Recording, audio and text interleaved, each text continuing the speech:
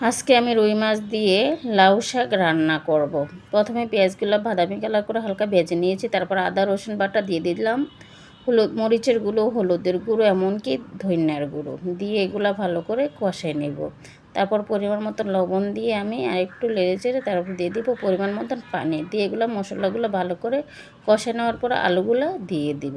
আসসালামু আলাইকুম, hello everyone, আপনারা সবাই কেমন আছেন? তারপর আলুগুলো কষানো হয়ে গেছে, এখন আমি শাকগুলো দিয়ে দিব। এই রমজান মাস কেমন যাচ্ছে আপনাদের?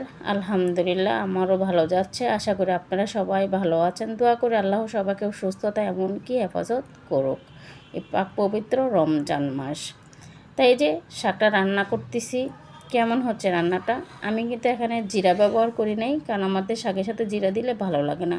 তাই কিছু কাঁচামরিচ দিয়ে দিলাম, দিয়ে ভালো করে ডেকে দিয়েছি। তো এখন আমি মাছগুলো দিয়ে দিলাম। অবশ্যই যদি আমার রান্নাটা ভালো লেগে থাকে একটা লাইক দিবেন, একটা ফলোয়ার দিবেন, একটা কমেন্ট করবেন, ভালো লাগলে একটা শেয়ার দিবেন, এমনকি সাবস্ক্রাইব করবেন। দেখতে কেমন হলো রান্নাটা সবাই জানাবেন কমেন্টের মাধ্যমে। আল্লাহ হাফেজ।